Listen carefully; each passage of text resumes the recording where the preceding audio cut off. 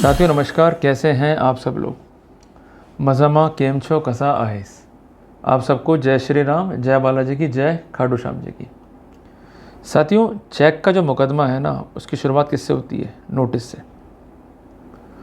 अब प्रश्न ये बनता है कि नोटिस का रिप्लाई करें या नहीं करें। करें तो कैसे करें, कानूनी प्रोविजंस क्या होंगे, स्टोरी ऑफ प्रोसिक्यूशन क्या होगी, स्टोरी ऑफ डिफेंस क्या होगी। ये तमाम चीज़ें बेसिकली आप सबकी कॉमन क्वेरीज हैं। मेरे पास रिसर्च टीम है, उनके पास ये क्वेरीज पहुंचती है तो हम उसको एनालिसिस करते हैं और कोशिश ये करते हैं कि उसका एक बेस्ट आंसर आपको दिया जाए, ताकि भविष्य में ये परेशानी अगर आपको आती है तो उसको आप इजीली इनकाउंटर कर सको। समाधान हम सबके पास में है। ईश्वर ने हम सबको बुद्धि दी है, पर उसको एक्सरसाइज तो करना ही पड़ेगा। अगर हम एक्ट अपॉन नहीं करेंगे, दूसरों पर डिपेंड हो जाएंगे सिर्फ एक रिप्लाई के लिए, तो कैसे काम चलेगा भाई। तो रिप्लाई देना कैसे है, अगर कंसेप्ट समझ लिया तो रिप्लाई देना बहुत इजी हो जाएगा। तो मेरा जोर क्या है, आज के स्लॉट के माध्यम से आप सबको एजुकेट करना, ताकि आप खुद भी जो प्रोसेस है जस्टिस प्राप्त करने का, उसमें पार्टिसिपेट कर सकें। अगर आप किसी पार्क में जा रहे हो एंजॉय करने के लिए, तो जो सुख सुविधाएं वहाँ उपलब्ध हैं वो एंजॉय करते हो या नहीं करते हो? खुद से एंजॉय करते हो ना। आप झूले झूलने जा रहे हो, झूले में खुद ही बैठते हो ना। यूँ तो है ना कि किसी के पैसे भर दिए आपने कि वो झूला झूल ले और हम जो है पैसे दे देंगे। जब हम सुख सुविधाओं के अंदर खुद का पार्टिसिपेशन लेके आते हैं, तो अगर दुख आया है तो उसमें भी पार्टिसिपेट करो। अगर पार्टिसिपेट करोगे तो दुख भी खत्म होगा, बट पार्टिसिपेशन का तरीका सही होना चाहिए। साथियों, एक चीज़ जो है दिमाग में आप सेट कर लो कि जब भी कोई बात कहो तो उसका एंड जो है वो लॉजिकल होना चाहिए। अगर लॉजिकल एंड नहीं है तो कोई फ़ायदा आपको नहीं होगा। और लॉजिकल के साथ में एक चीज़ और है लीगल, और उसके साथ में एक चीज़ और है प्रोबेबल। तो वी में call it probable legal logical defence, कि ऐसा डिफेंस जो संभावना भी क्रिएट कर रहा है पर लीगल भी है, उसमें लॉजिक भी है और आपका एक प्रतिरक्षा भी तैयार कर रहा है। चीज़ बहुत सिंपल है, सीखेंगे इसको हम आराम से। एक नोटबुक रखिए, एक पेन या पेंसिल रखिए और चीज़ों को समझिए स्टेप बाय स्टेप। मैं जानता हूँ कठिन समय, कहना आसान है, पर अगर हार के बैठ गए तो फिर कैसे आप जो है काउंटर करोगे। जितने बड़े बड़े योद्धा हुए, जो लोग हार के बैठ गए उन्हें कुछ हासिल भी नहीं हुआ, पर जिनमें क्षमताएं कम थी पर साहस था कि हम काउंटर कर जाएंगे, उनका नाम इतिहास में। मैं आपको एक छोटा सा एग्जांपल दूंगा जस्ट टू मोटिवेट यू। आप एक चीज़ जो है रिसर्च कीजिएगा आज सोशल मीडिया पे। बचित्तर सिंह जी, सामान्य कद काठी, मुगलों ने जो है आक्रमण कर दिया, बड़े से बड़े सिंह जो है घबरा गए, भाई हम काउंटर नहीं कर पाएंगे, उनके बड़े बड़े हाथी आ गए, मदमस्त हो रखे हैं, हम कैसे काउंटर करेंगे। इस बंदे ने कहा कि मैं काउंटर करूंगा। साहस बहुत बड़ी चीज़ है। अगर आपने ये ठान लिया कि मैं काउंटर करूंगा तो काउंटर करोगे। जो लोग वीर थे, बलशाली थे, उनका नाम कहीं भी इतिहास में नहीं है, पर जिसने साहस कर लिया उसका नाम आज इतिहास में दर्ज है। जो लोग सुप्रीम कोर्ट, हाई कोर्ट तक जाकर रेमेडीज सिक्योर करते हैं, क्या वो पागल लोग हैं? वो लोग लड़ रहे हैं खुद के लिए भी, और कुछ ऐसी गाइडलाइंस को तय करवा रहे हैं ताकि भविष्य में आप जब संकट में फंस जाएं तो उन गाइडलाइंस का उपयोग करते हुए आप अपना रेमेडी जो है सीख कर सकें। क्लियर है बात ये? तो मेरा कहना यह है कि अगर मैं कोई बात कहता हूँ प्रोबेबल को लेकर के, तो उसमें लीगल भी होना चाहिए, मैंने आपसे कहा है, और लॉजिकल एंड भी होना चाहिए। तो लीगल कहाँ से आएगा? जजमेंट से। और लॉजिकल कहाँ से आएगा? आपकी स्टोरी से। अब नोटिस अगर हाथ में आ भी गया आपके, तो घबराओ मत, कहीं ज़रूरत नहीं भागने की आपको। No need to consult any advocate. आपको एक कॉन्सेप्ट पे ध्यान देना है, वो है सेल्फ असेसमेंट। उस नोटिस को सेल्फ असेसमेंट के जरिए पढ़ो। क्लियर है बात ये? उसके लिए बेसिक प्रोटोकॉल क्या है कि सबसे पहले ये देखो कि नोटिस किसने दिया है। नोटिस देने वाला क्या एक कंपनी है या एक इंडिविजुअल पर्सन है? जिसको दिया गया है वो एक कंपनी है या इंडिविजुअल पर्सन है? अगर कंपनी बीच में इन्वॉल्व हो जाती है तो स्ट्रिक्ट कंप्लायंसेस करनी पड़ेगी सेक्शन 141 NI एक्ट की। कंप्लायंसेस नहीं है then we are having a very good case. Compliances क्या है उसके लिए अलग चैप्टर मैंने रिकॉर्ड किया है और उसको अपलोड भी किया है, वहाँ जाके आप देख सकते हैं concerning section 141 of NI act. Clear है? और अगर इंडिविजुअल हैं तो पॉसिबिलिटी कि आपने कभी उससे उधार लिया ही नहीं, कभी इसको चेक दिए नहीं, चेक फर्दर जो है ट्रांसफ़र हो गए किसी और के पास में, पॉसिबिलिटी तो है। तो इसलिए तसल्ली से पहले ये देख लो कि पार्टीज़ कौन कौन है। क्लियर है? सबसे इंपॉर्टेंट बात, फिर हमको आना है स्टोरी पे। और एक कॉमन स्टोरी निकल के आती है कि भाई आपने ये उधार लिए थे, इस काम के लिए लिए, और अल्टीमेटली आपने चेक दिया विद एश्योरेंस की पेमेंट हो जाएगा, और वो पेमेंट जो है नहीं हुआ, चेक जो है बाउंस हो गया, नोटिस जो है देना पड़ रहा है, और जो कंसेंट पेमेंट है आप कर दीजिए, अदरवाइज़ कानूनी कार्रवाई होगी। जो ये नोटिस हमें आता है इसको हम कहते हैं डिमांड नोटिस, मांग। डिमांड मीन्स मांग, नोटिस। क्लियर हो गया अपने को? वो आपसे मांग रहा है, क्या मांग रहा है? दे, पैसा दे। क्लियर है बात? ये हर जगह हर कोने से एक ही खुशबू आपको आएगी उसमें, पैसे की, पैसा दे दो। आपने ये पैसा उधार लिया था, उसके पेटे आपने चेक दिया और चेक बाउंस हो गया और पैसा दे दो। भाई बड़ी हैरानी की बात है हिंदुस्तान में कि कौन ऐसा व्यक्ति होगा जो उधार ले गया, फिर आ रहा है 1 साल बाद लहरता हुआ, हाँ जी साहब हमने उधार लिया था आपसे, अब आपको चेक दे देते हैं, इस चेक को लगाइएगा और आपको पेमेंट हो जाएगा। कोई भी ऐसा व्यक्ति नहीं है। बेसिकली क्या होता है कि पोस्ट डेटेड चेक, जिसको हम कहते हैं पीडीसी, या सिक्योरिटी पड़े हुए चेक का जो है मिसयूज़ होता है, और अल्टीमेटली स्टोरी सेटअप करता है परिवादी कि जो ये कंसेंट चेक है हमको बाद में दिया गया, और यहाँ पर हमें लगाना है स्ट्रेटजी। अगर वो झूठा है तो फिर हम भी वही पैरामीटर लेंगे जिससे हम बच सकें। क्लियर है बात है? अगर अगला सच्चा है उसका मिसयूज़ करोगे तो आप मारे जाओगे, पर अगर अगले ने झूठ बोला है, आपके चेक का मिसयूज़ किया है, तो उसको छल से ही हराना होगा, और उसमें कोई गलत काम नहीं है। और कहते भी मेरे दोस्त कि अगर एक झूठ बोलने से किसी का भला हो रहा हो तो उसको झूठ नहीं कहते। क्लियर है बात? ये लोग दुआएं देंगे आपको, तुसी गलत कर दे पे हो, तुसी गलत बंदे दा साथ देन दे पे हो, तुसी गलत हो जी, थानू वाहिगुरू देख रहा है, पर आपको तब भी नहीं घबराना है। आपको मुंह तोड़ जवाब देने की बजाय आपको देना है लीगल जवाब, जिसमें सारे एंड्स जो है लॉजिकल होने चाहिए। तो पहला पार्ट हमने क्या कवर करा? कंप्लाइंसेस हुई है या नहीं हुई है। सबसे इम्पोर्टेंट बात, जो कंसर्न स्टोरी सेटअप हुई है उसमें कितना झोल है। पॉसिबिलिटी है कि फैक्ट को ओमिट कर लिया गया, छुपा लिया गया, या फैक्ट को मॉडिफाई किया गया, यह स्टोरी जो है इनकंसिस्टेंट है कंसेंट परिवादी की, या जो कुछ बात वो कह रहा है वो टोटली फेक दिखाई दे रही है। इन सब चीज़ों को आपको देखते हुए नोटिस को एग्जामिन करना है। अगर आप नहीं कर पाए तो आप जीत ही नहीं पाओगे। तो स्टोरी जो लेके आ रहा है उस पर आपको जोर देना है। वो लिखेगा भाई मैंने इस तारीख को उधार दिए, या इस साल में उधार दिए, या कई बार डेट का उल्लेख भी नहीं होता है, कई बार ईयर का उल्लेख भी नहीं होता है। Then we are having a very good point. उधार दिए कैसे? कैश में दिए या खाते में दिए? कैश में दिए तो क्या ट्रांजेक्शन अनअकाउंटेड है, उसको इनकम टैक्स में शो करा या नहीं करा? तमाम क्वेश्चन आपके माइंड में आ जाने चाहिए। और ये आदमी हैबिचुअल तो नहीं है, कहीं ये तो नहीं कि मनी लेंडिंग करता हूँ, इसके मल्टीपल केसेस चल रहे हो, ये कोर्ट में झूठ बोलने का आदी हो, कहीं ये तो नहीं कि ये लोगों को ब्लैकमेल करता हो, चेक का मिसयूज़ करता हो, चेक्स को ट्रांसफ़र करता हो। कई बातें दिमाग में हैं, पर लॉजिकल एंड पर हमें क्वेश्चंस ड्रॉ करने पड़ेंगे, क्योंकि अब काम शुरू हो गया लॉजिक का। और लॉजिक का जो बेसिक हथियार है वो है question mark. On each and every fact we have to draw questions. शब्दों को पढ़ते चलो, क्वेश्चन ड्रॉ करते चलो। वो कहता कि मैंने इनको 10 लाख रुपए उधार दे दिए, और वो खुद तो घूम रहा भिखारियों की तरह। मैंने ऐसे कई एग्जाम्पल देखे हैं कि बच्चे पढ़ रहे हैं किसी व्यक्ति विशेष के राइट टू एजुकेशन के अंदर, वहाँ बता रहा है मैं गरीब हूँ, और यहाँ लगा रहा चेक 10 लाख रुपए का। तो ये भी एक बड़ा लॉजिकल पॉइंट है टू विन अ केस।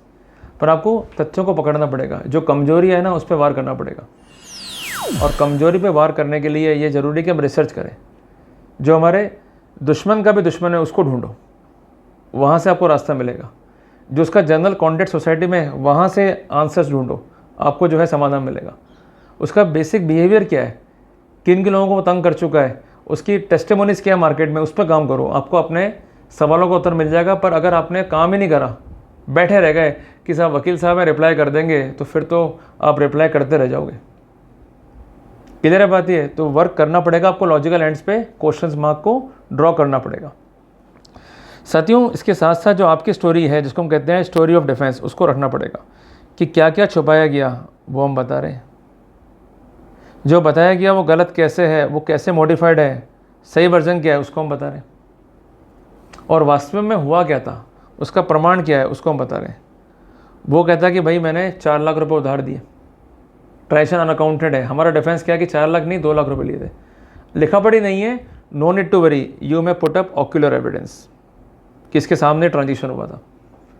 कई बार लोग ये भी करते हैं, जैसे मान लीजिए ए ने बी को उधार दिया, बी कहता कि मैंने चुका दिया, तो ये लोग क्या करते हैं, पुटअप करते हैं सी को। सी कहता कि मैं ए का एजेंट हूँ, मैंने पैसे ए के ब्याह पर जो है प्राप्त किए हैं और अल्टीमेटली मैंने ए को अकाउंट फॉर कर दिए और मैंने ए के निमित्त एक रसीद जारी करी है बी को और उस पर मैंने साइन कर दिए, और ऐसा ट्रांजेक्शन जो है वैलिड है और सेक्शन 202 इंडियन कॉन्ट्रैक्ट एक्ट इसको मान्यता देता है। ये भी आपका अच्छा डिफेंस जो है रेडी करेगा। क्लियर है बात ये? तो इसलिए घबराए नहीं, नोटिस आ गया है, आ गया तो भाई नोटिस का मतलब ये थोड़ा ना कि नोटिस में से दो हाथ निकलेंगे और गला पकड़ लेंगे आपका आहट की तरह कि तुमने पैसा नहीं दिया अब तुम मरोगे, खत्म, खल्लास। होता कभी ऐसा? कभी नहीं हुआ ना। या तो उसमें से कोई निकले जादूगर कि तुमने पैसा नहीं दिया मैं तुम्हें गायब कर दूंगा, देना पड़ेगा पैसा, हा। ऐसा कभी हुआ है क्या? कभी नहीं हुआ ना। बट नोटिस आएगा तो आएगा। चिट्ठी आई है, चिट्ठी आई है, बड़े दिनों के बाद हमें ही को चिट्ठी आई है, तो चिट्ठी आ गई है, प्रेम पत्र आ गया तो उसका रिप्लाई भी करो, but legal and logical and पे। तो बेसिकली प्रोबेबल डिफेंस दो टुकड़े हैं एक ही ब्रेड के और उसके बीच का मसाला क्या है? Legal and logical. The defence can be said to be probable if it is logical and if it is legal. एक मैं एग्जांपल और लूँगा आपको समझाने के लिए। ये कहता कि मैंने बी को उधार दिए 10 लाख रुपए, ये कैश में। ट्रांजेक्शन क्या है? अनअकाउंटेड। कानून क्या बोलता है कि अगर ट्रांजेक्शन एक फाइनेंशियल ईयर में 2 लाख से ऊपर है, अनअकाउंटेड है, सूचना देनी पड़ेगी इनकम टैक्स अथॉरिटी को, ITO को। जजमेंट है 16/4/2025 का, जाके आप पढ़ सकते हो। अब ये गलती अगर ए ने कर दी तो बी के पास लॉ पॉइंट पर एक अच्छा डिफेंस है, ऐसे बचेगा बी। हर आदमी को डर लगता है अगर मैटर इनकम टैक्स से पहुँच गया तो मेरे सारे जो गड़े हुए धन ना निकल जाएंगे बाहर। क्लियर बात ही है? तो इसलिए घबराओ मत, केस की स्टडी करने का यही पैरामीटर है। Read the complete facts, story पे ध्यान दो, फिर अपनी स्टोरी पे ध्यान दो, उसके बाद सेक्शन 94 एंड सेक्शन 138 का जो कंप्लाइंसेस है उस पर ध्यान दो। कई बार ऐसा होता है कि अकाउंट जॉइंट है, साइन एक ने कर रहे, जिसने साइन नहीं करे, जो ड्रावर नहीं है उस पर केस चलेगा नहीं। कई बार होता है कि आपका अकाउंट ही नहीं है। कुछ लोग तो इतने तेज तराटे हैं, इतनी अच्छी बुद्धि उनको दी भगवान ने, वो क्या करते हैं, जैसे मान लीजिए ए ने कहा कि मैंने बी को उधार दिए और मुझे बी ने जो है चेक दे दिया। अब क्या करेगा बी? अपने ही नाम राशि का एक ढूंढेगा व्यक्ति। जैसे मान लीजिए इसका नाम है मोहन, एक एग्जाम्पल ले रहे हैं, तो इस मोहन ने एक मोहन को और ढूंढ लिया। अब इस मोहन का जो है खाता खुलवा दिया और इस मोहन का चेक दे दिया ए को। अब ए को क्या लग रहा है कि मैं केस कर रहा हूँ बी पे जो मोहन है, जबकि वो मोहन जिसका चेक है वो मोहन है ही नहीं। हो गया ना कार्यक्रम। और अल्टीमेटली जब केस होगा तो केस क्या होगा? अल्टीमेटली फेल होगा। तो इसलिए लोग पैरामीटर ले रहे हैं, तो वो कहाँ से आते हैं पैरामीटर?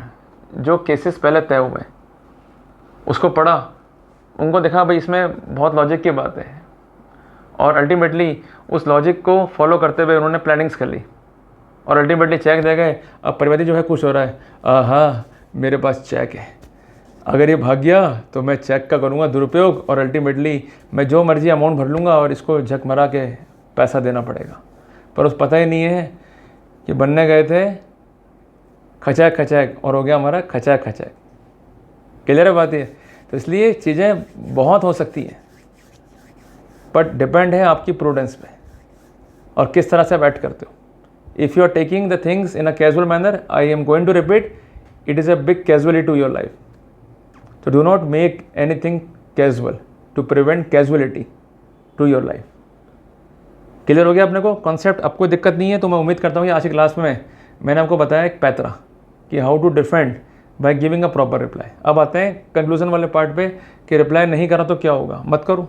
किसने कहा रिप्लाई करने के लिए?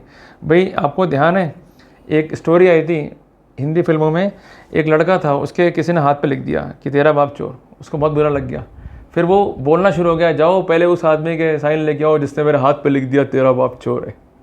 किधर है? लोग सीरियसली लेते हैं भाई, चोर कैसे लिख दिया मेरे हाथ के ऊपर? एलिगेशन तो एलिगेशन ही होता है भाई। कोई कहता कि आपने पैसा उधार लिया और खा गए, तो लोग बोलेंगे भाई आ गया खावड़ा। क्लियर बात ही है? तो अगर आप रिप्लाई नहीं दे रहे हो तो इसका मतलब जो कुछ वो कह रहा है वो बिल्कुल सत्य कह रहा है। कोर्ट बोलेगा आपने रिप्लाई क्यों नहीं दिया? आपके पास डिफेंस ही नहीं है। Theory of adverse presumption will be applicable.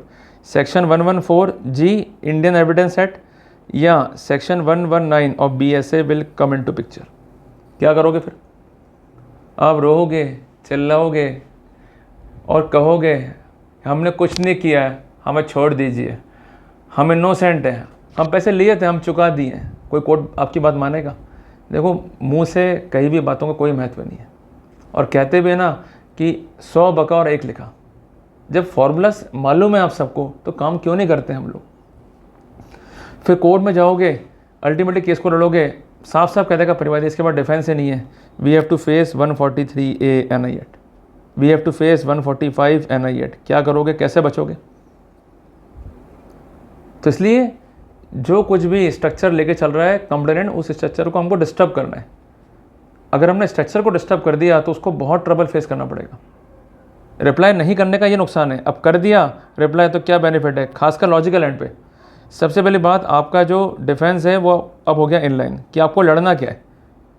दूसरी बात है, इस पर रिजॉइंडर नहीं है, तो जो आपने फैक्ट्स सेटअप करे डिफेंस में, it shall be deemed to be correct. सबसे इंपॉर्टेंट बात कि हमारे पास अगर प्रोबेबल डिफेंस है, ऐसा डिफेंस जिसका कोई भी काट नहीं है परिवादी के पास में, तो हमारे खिलाफ जो प्रिजम्पशन है धारा 139 NI एक्ट का, वो रिब्यूट भी होता है। बर्डन जो है शिफ्ट होता है कंसर्न परिवादी के ऊपर। अब अगर वो अपना केस प्रूव नहीं कर पाया बियॉन्ड रीजनेबल डाउट, तो वहाँ पर हमें एक्विटल का बहुत बड़ा फ़ायदा मिलेगा। क्लियर है बातें? इसलिए कुछ ना देने से अच्छा है कुछ दे दो। जैसे उसने हमें दिया है, अब हम भी उसको देंगे। A strong legal logical reply based on probable defence. इसलिए मेहनत करनी है, बट तरीके से। कहते हैं कि वर्क करो हार्ड, मैं कहता हूँ वर्क करोगे हार्ड तो बनोगे मजदूर, और वर्क करोगे स्मार्ट तो बनोगे नवाब साहब। तो इसलिए वर्क स्मार्टली। क्लियर है बात ये? इसलिए बार बार मैं कहता हूँ कि अगर सुबह उठने से और सुबह उठ के मेहनत करने से अमीर हो जाते, तो जो अखबार वाले हैं या जो दूध वाले हैं ये अमीर हो जाते। सुबह उठ के मेहनत करने से नहीं, सुबह उठ के लॉजिकल काम करने से आप अमीर बनोगे। तो इस तरीके से अगर कोर्ट में जा रहे हो तो आपको लॉजिकल एंड पे केस को पुटअप करना है, पर शुरुआत तो आपको इंसेप्शन पे करनी पड़ेगी। मैं कंक्लूडिंग करता हूँ बात को। जिस तरह से हम अपने एग्ज़ाम को प्रिपेयर कर रहे थे, हम लोग दाखिल हुए स्कूल में, उससे पहले हमारे जो माँ बाप हैं हमें क्या करते हैं, क्या सिखाते हैं? बेटा बोल अल्फ़ाबेट्स, बेटा सीख गिनती। मास्टर जी पूछेंगे तो क्या कहोगे? और जब बच्चा जाता है स्कूल में, इंटरव्यू टाइम पे बच्चा बोलता नहीं है, तो वही मास्टर जी कह रहे होते हैं यार बच्चा तो बड़ा ढीठ है, डपोल है, ये कुछ नहीं हो सकता इसका, थोड़ा मेहनत कीजिए इसमें। क्लियर है बात है? और वही बच्चा अगर पूरा सुना रहा है ABCD, तो उसका महत्व अलग है। और कुछ बच्चे होते हैं ज़्यादा ओवर स्मार्ट, उनसे पूछा जाएगा ABCD तो शुरू करते सुनाना है कविताएं, तो वहाँ भी मौत हो जाएगी। तो too much defence is also fatal, without defence is also fatal. Defence must be on logical and, reasonable and, तो ही फ़ायदा अपने को मिलेगा। तो क्लियर हो गया ना? अब तो कोई संशय नहीं रहा अपने माइंड में। तो हमें खुद के मन में संशय नहीं रखनी है, बल्कि दूसरे के मन में संशय पैदा करनी है by the virtue of logical legal probable defence. तो जब भी कोई परेशान हो कि रिप्लाई कैसे करना है, कैसे केस में आगे बढ़ना है, रिप्लाई कैसे दूं, ये क्वेरी सामने लेके आता है आपके, तो उसको क्या बताएंगे आप? अरे भाई रिप्लाई दो, पर सिंपल नहीं, on the theory of legal logical probable defence. Clear हो गया? तो आपका मदद का हाथ कब कैसे किसका भला कर दे पता नहीं। इसलिए मदद के लिए हमेशा हाथ आगे बढ़ाते रहे और लोगों का भला करें। क्लियर है? तो इसलिए मैंने आज की क्लास में आपको जो कॉम्प्लिकेट विषय है उसको इजी वे में पढ़ाने का प्रयास किया। कोई आपके सजेशंस हो तो उसको भेजिएगा, उस पर भी रिसर्च करेंगे ताकि अगले चैप्टर्स में उसको भी ऐड ऑन कर सकें। Thanks for the patience hearing. आपने समय दिया और तसल्ली से मेरी बात को सुना, समझा। जल्दी मिलेंगे अपन एक नए टॉपिक के साथ। टिल देन, जय हिंद, जय भारत।